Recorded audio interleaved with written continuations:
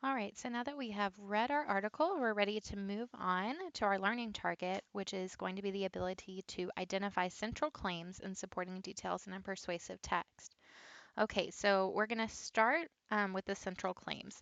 So you have this graphic organizer, and it looks like a house.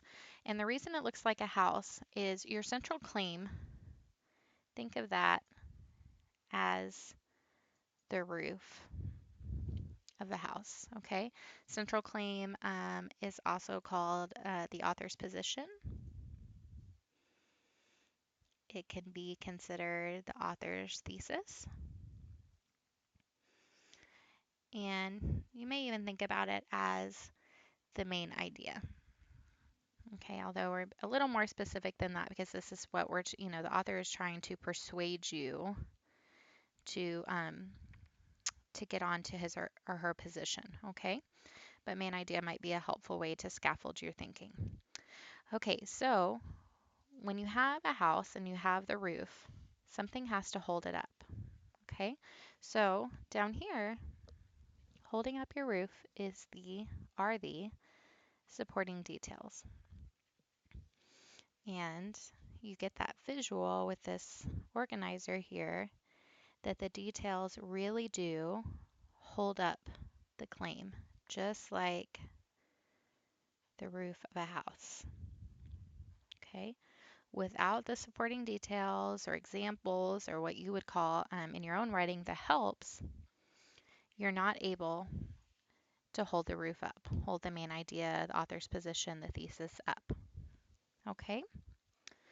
So, with that in mind, let's look back to the article and let's try to identify the central claim that the author has written about. Okay, so we know from our reading and questioning and some of the comprehension strategies that we worked on in the last video that the author is exploring why few girls and women actually explore careers in science and math, even though they have the same disposition as boys to be interested in science, math, and technology and engineering, or STEM careers. Okay, she talks about how it's important not just for ethics and for morals and being the right thing to do, but that the economy will actually benefit from having women and diverse voices involved. And she even says at the end that we must, as a society, help all of our children to grow, including our girls, all of our children to grow and have the same sorts of opportunities for STEM careers. Okay, so with thinking about all of those things, we want to really think about what her main position is. What is the author trying to convince us to think or do? Okay, a great way to go, a great place to start with that is the call to action because that is what she actually wants us to do and to the thesis. So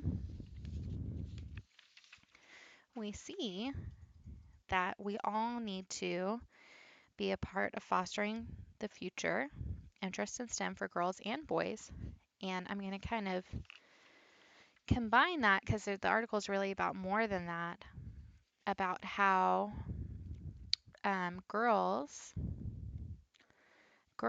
are held behind, women are held behind because of culture and history, not nature. Okay, and so then it's our responsibility to change that culture to encourage our girls to pursue STEM careers.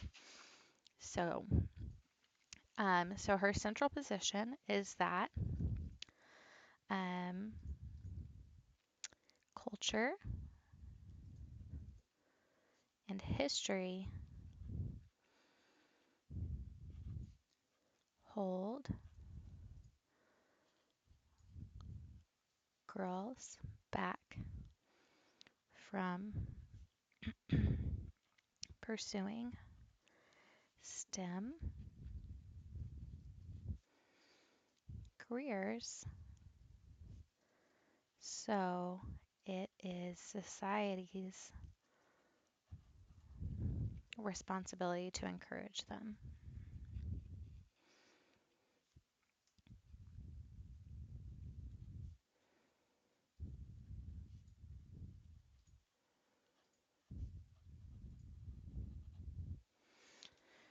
Okay, so that combines a few things. That combines a call to action and also kind of more up to what her thesis statement was at the beginning, but that's her central claim. That's her position. And she uses the entire article to try to convince us or persuade us to follow this claim, to believe this claim. So the next video is going to help us to identify the difference between what the central claim is and what the details are that support this claim and hold it up. Okay, so when you're ready, go ahead and move on to the next video.